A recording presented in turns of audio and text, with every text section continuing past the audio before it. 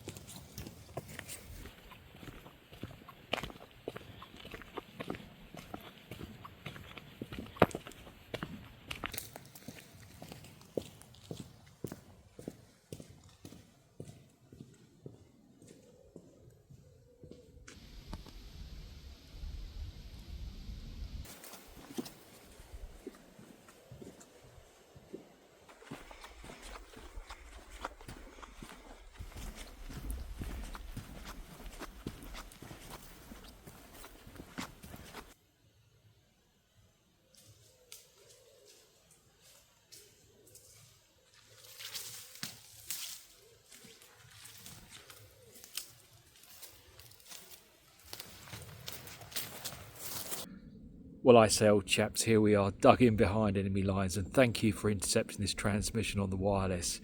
I thought I'd come and have some dinner here this evening in the southeast of England, in the woods, for a little stealthy number, something quick and easy. Let's build a fire.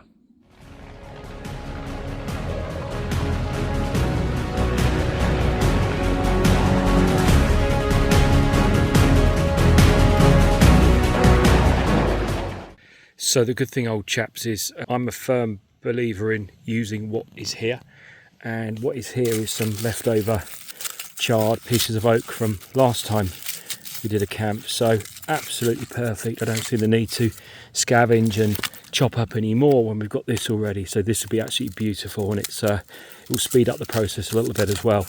So there we go, we've got some nice pieces of oak, and there's plenty more if we need it.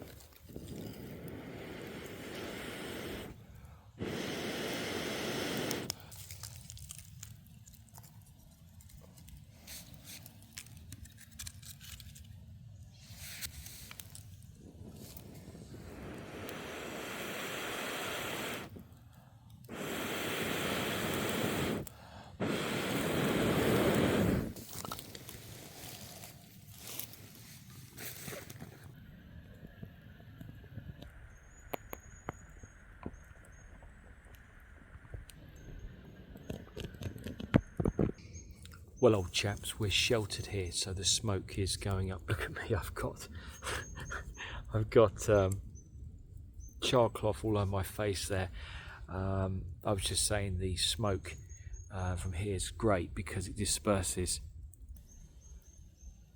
before it gets to the tree, well, as it gets to the tree canopy. So from a stealth mode point of view, it's perfect. And yeah, I've even got some natural camo now as well. So please check out Let's Tab 59. I met them at Operation Jackdaw. Fantastic guys, Keith and Trace around and the team. And today I'm sporting their cap. So the fire piston by bushcrafttools.com, Dustin, absolutely brilliant. I forgot my lighter today, so I found that in my pouch and remembered I had it, and it's absolutely saved me today. It took a couple of goes, but it was down to me transferring the embers across into the tinder, as you can see. So, but it struck it first time. Great bit of kit. Check them out at bushcrafttools.com. Grab yourself a fire piston, old chaps. It could very much save you bacon.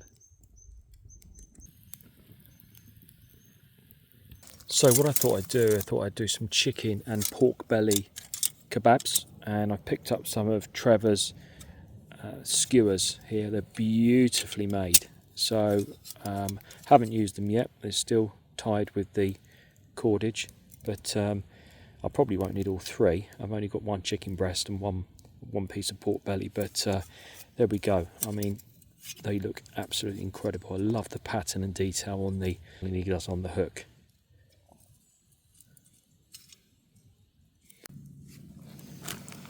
So keeping it very simple, we've got one chicken breast fillet, we have one piece of pork belly, we have some Greek style flatbreads, and we have an onion, and we have a pepper. Only one snag, old chaps, I forgot my chopping board. Well, old chaps, hopefully you can see this. I'm going to use the top of this bag because I have nothing else with me. But again, at the end of the day, it's all about improvisation, isn't it? So let's just start off with the onion. I'm just going to cut off the nipple. Nipple! Go, take off the out the skin. Out the skin. Stop it.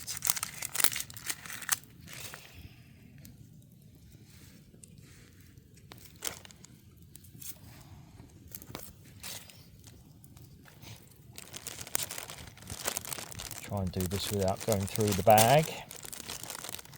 Just going to crudely cut this into sections.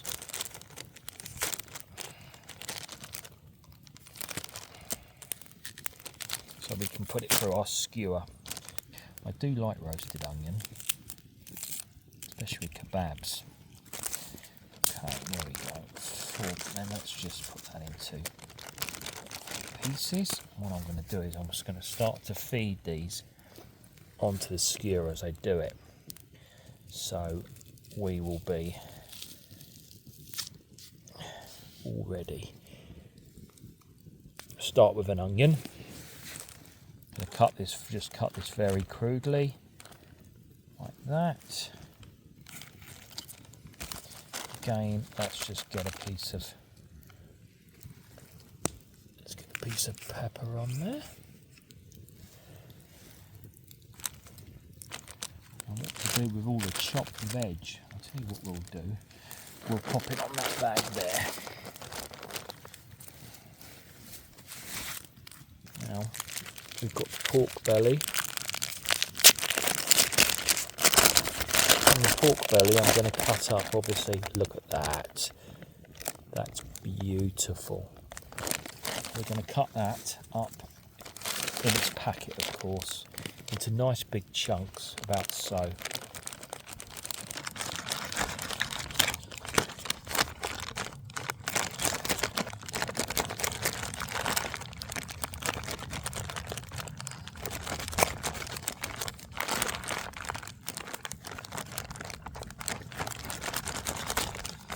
old for a chopping board. Never mind, old chaps. We won't let the buggers get us down now, will we? No, we won't. Got those beautiful pieces of pork belly. So let's go on with one of those against the pepper. And then I'm going to go with chicken because I want the fat from the pork belly to transfer onto the chicken. Chicken being a bit leaner and all of that. So the chicken breast, let's do the same. And we're going to cut that into generous pieces as well. 4 large pieces.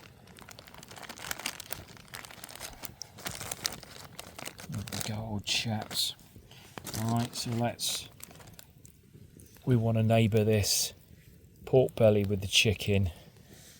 Okay, and then we'll go onion, pepper, chicken, pork belly, always neighbouring chicken and pork, best friends, onion, pepper,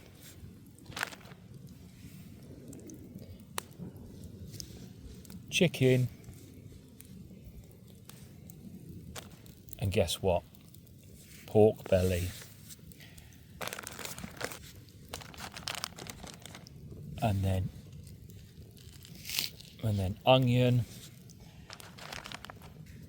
pork belly, you guessed it, chicken, and last but not least,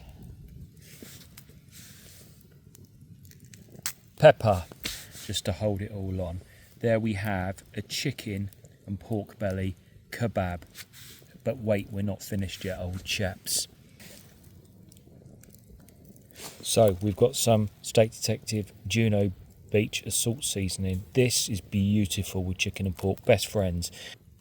It's got maple undertones, it's got sea salt, brown sugar, garlic, smoked paprika, Kashmiri chili, black pepper and ginger, and it creates such a beautiful maple undertone. So really good with pork and chicken. So let's put some of this on there. So inside these little tins there is a pourer and a shaker. Okay, so you can gently shake or you can pour depending on how much you want to season your meat. I'm going to go for a generous seasoning because I want this to caramelise on the chicken and pork. It's going to taste absolutely amazing. We're going to give that a good sprinkle on there, and I'm going to spin it over one-handed, I might add. I mean, this is a big kebab. There's me bringing 3 skewers out. I mean, if I was with friends behind enemy lines, we would do one each, of course, but yeah, I'm hungry, but I'm not going to eat 2 of these bad boys, that's for sure, old chaps. So a good shake and a good sprinkle, that should be good. And that's the Juno Beach salt seasoning. So our coals are starting to burn down a little bit, old chaps, now. So we'll give it about another 5-10 minutes. And I was just thinking, what really goes well with pork is apples, isn't it? And we didn't bring any apple, or did we, old chaps? I tell you what, old chaps, there's a hard life behind enemy lines, but someone's got to do it, haven't they? And it might as well be me. Cheers.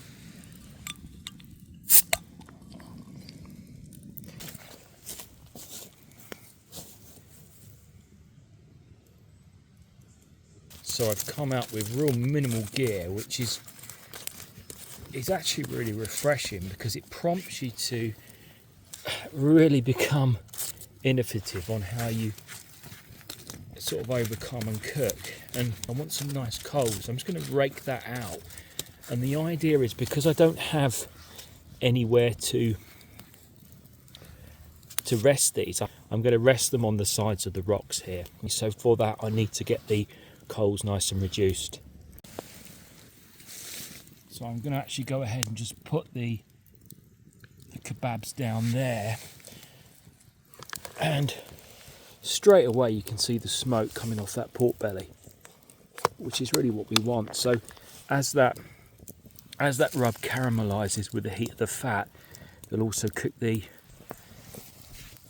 chicken and the vegetables either side of that. So we've got a really nice little concoction going on here. As I said, we're just resting the ends of the skewer on the sides of the rocks there, with a good distance between the kebab and the bottom of the fire floor.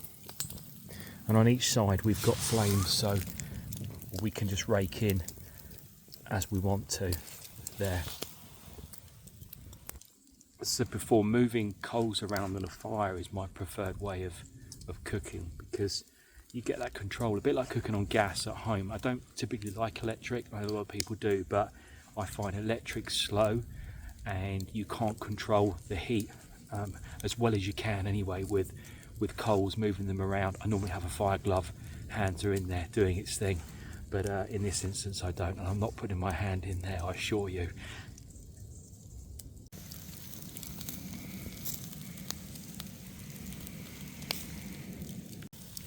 We're probably going to let that cook now for about 20 to 25 minutes, I would say, just to, depending on how it does. We'll give it a turn in a moment.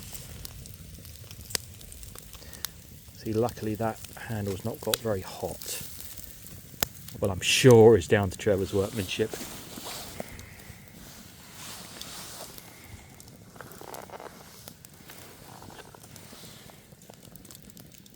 Going to move this over a bit there. You want to keep a bit of a constant temperature underneath it. It's getting quite dark now. I hope you can see all right. I do have a torch, but the fire seems to be doing quite a nice job. It seems a shame to spoil it. Well, old chaps, I forgot I had this with me. So Mrs. State Detective has been very busy making our new candles. We have a couple in the range. We have the original Victory candle, which is cigars and brandy, and we have this one, which is fig, bergamot and tobacco. So these ones come with a nice little 80th anniversary sticker on for D-Day, and I thought we'd light it.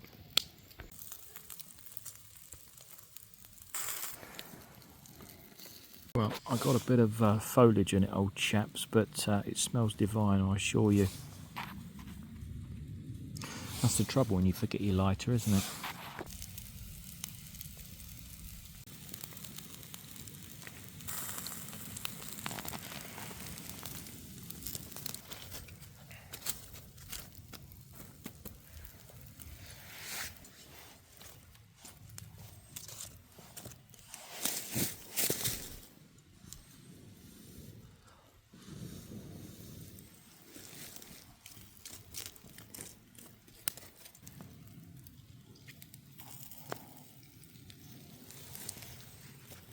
Got a beautiful bed of embers there now. That's that oak, just keeps on giving. Keep turning it a bit more frequently now because of the heat. I think just cooking over oak is just my favourite way of cooking.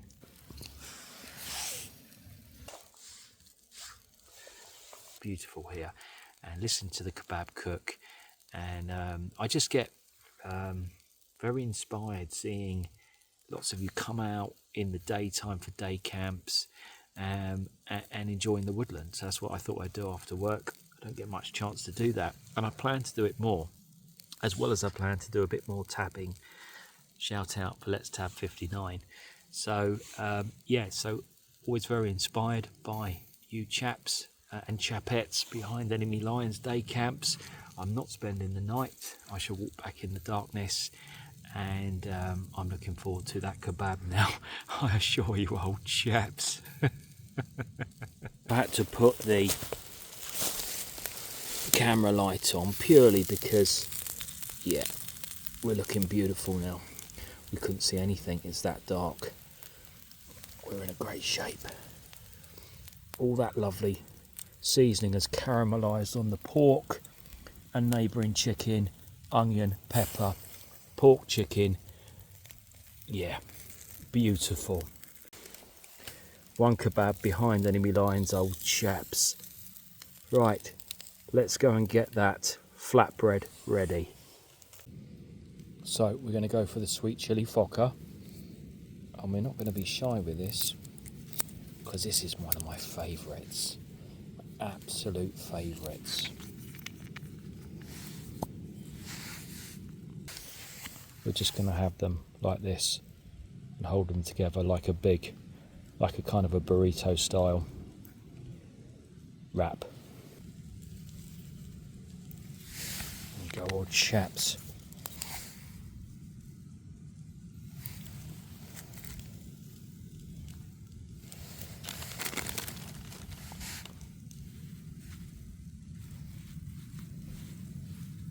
Right, old chaps, look at that. Now, it's really dark, so the lights have had to go on. Look at that. That pork belly is absolutely succulent and moist, and the chicken is absolutely perfect.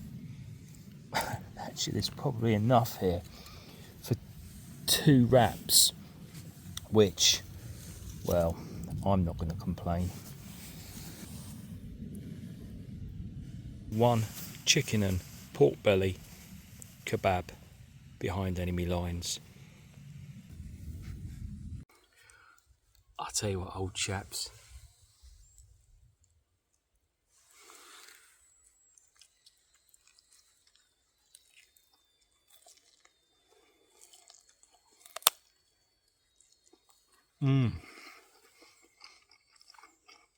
It's got a bit of that crackling off the pork belly.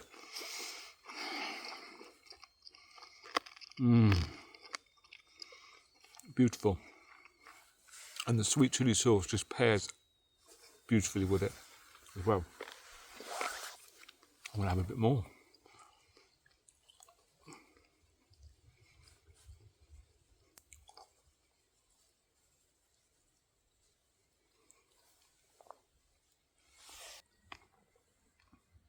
Well, old chaps, it's getting dark now. And I'm going to enjoy this and this. Thank you for watching, and I'll see you very soon behind enemy lines. Tally ho.